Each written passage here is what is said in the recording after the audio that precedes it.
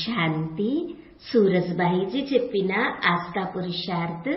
బాబా మనందరికీ నా వారు అనే భావన కలిగిస్తున్నారు. ఇప్పటి వరకు ఎవరినైతే ఓ భగవంతుడా అంటూ పిలిచేవారమో, ఎవరిని కలవాలని తప్పించేవారమో, ఎవరి దర్శనం కోసం మన నయనాలు దాహంతో ఉండేవో అతడే మన వద్దకి వచ్చి చెప్తున్నారు, నేను మీ వాడను, మీరు నావారు అని. ఎంతగానో నావారు అనే భావన బాబా కలిగిస్తున్నారు.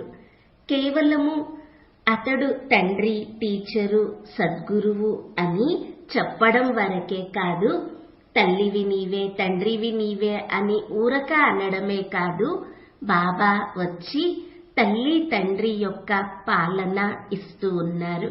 టీచర్ రూపంలో చదివిస్తున్నారు, సంపూర్ణ జ్ఞానము ఇచ్చారు.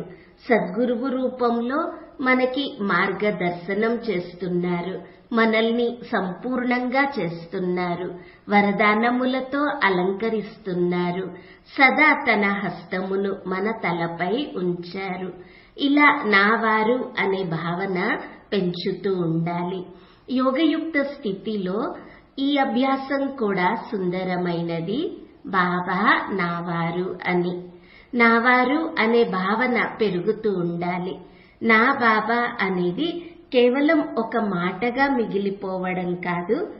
ఏ విధంగా లౌకికంగా తల్లి నా పిల్లలు అన్నప్పుడు తన హృదయంలో ఎటువంటి భావన ఉంటుంది అనేది మనందరికీ తెలుసు.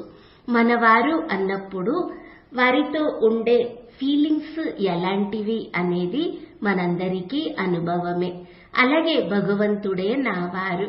బాబాని చూస్తే, బాబాని గుర్తు చేసుకుంటే నావాడు అనే భావనతో గుర్తు చేసుకోవాలి. నావారు అన్నప్పుడు తనపై అధికారము ఉంటుంది. అందుకే బాబా చెప్తారు, పిల్లలు తన ప్రేమ మరియు అధికారం యొక్క బంధనాలతో బాబాని మీరు బంధించవచ్చు అని. తనవారు అన్నప్పుడు అధికారంతో బాబాని ఉపయోగించుకోవచ్చు. బాబా ఎప్పుడూ చెప్తూ ఉంటారు, బాబా మీవారు, మీకోసమే ఉన్నారు, మీరు ఉపయోగించుకోండి అని. అధికారంతో బాబాకి మనము ఏమి చెప్పినా అన్ని కార్యములు చేయుటకు బాబా నిమగ్నమై ఉంటారు. ఇప్పుడు సమయము ఎటువంటిది అంటే బాబాపై మనకి పూర్తిగా అధికారము వచ్చేసినది. భక్తి మార్గంలో కూడా మనము పిలుస్తూ చేతులు జోడించి అడుగుతూ ఉండేవారము, దీనభావంతో అడుగుతూ ఉండేవారము, ఓ భగవంతుడా ఈ పని పూర్తి చేసి పెట్టండి అని. అప్పుడు కూడా బాబా ఆ కార్యము చేసి చూపించారు. ఇప్పుడు సంగమ యుగంలో అయితే స్వయంగా భగవంతుడే మనవారు. తనపై మనకి అధికారము ఉన్నది. ఆ అధికారమును అనుభవం చేసుకోండి మరియు బాబాను చక్కగా ఉపయోగించుకునే కళ నేర్చుకోండి. బాబా మనకి స్నేహితుడు కూడా.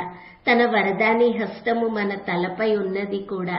బాబాని తోడు చేసుకొని ఉపయోగించుకునేందుకు పద్ధతి ఏమనగా, బాబా నా తోడు ఉన్నారు, సర్వశక్తివంతుడే నా తోడు ఉన్నారు అనే స్మృతిని కలిగి ఉంటే, అనుభవము చేసుకుంటూ ఉంటే బాబా యొక్క శక్తి మన తోడు పనిచేస్తూ ఉంటుంది.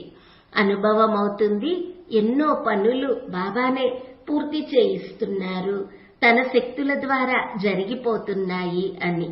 మనము ఎంత బలిహారం అవ్వాలి, సమర్పితం అవ్వాలి, బాబాతో నావారు అనే భావన ఎంత పెంచుకోవాలి అంటే ప్రత్యేకంగా గుర్తు చేసుకునే అవసరమే ఉండకూడదు.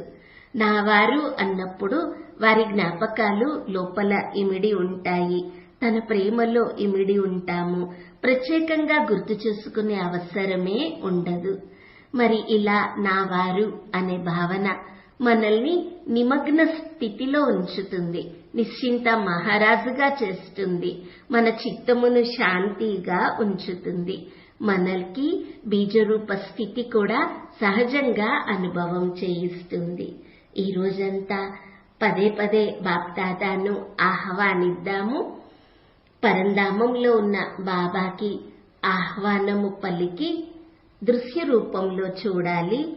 బాబా తన ధామము వదిలి కిందకు వస్తూ ఉన్నారు. సూక్ష్మ లోకానికి చేరుకున్నారు. బ్రహ్మ తనువులోకి ప్రవేశించారు. ఇప్పుడు ఇద్దరూ కిందకు వస్తూ ఉన్నారు. నా సన్ముఖంగా నిలిచారు. దృష్టిని ఇస్తూ ఉన్నారు. మరియు బాబా తన వరదాని హస్తము నా తలపై ఉంచి చెప్తున్నారు, పిల్లలు, నేను సదా మీతోడే ఉంటాను. మీతో కంబైన్డ్ గానే ఉంటాను. మీరు నన్ను వేరు చేయకండి.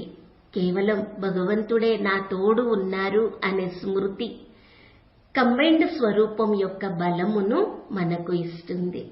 ఈ రోజంతా ప్రతి గంటకి ఇలా చాలా బాగా అభ్యాసం చేద్దాము.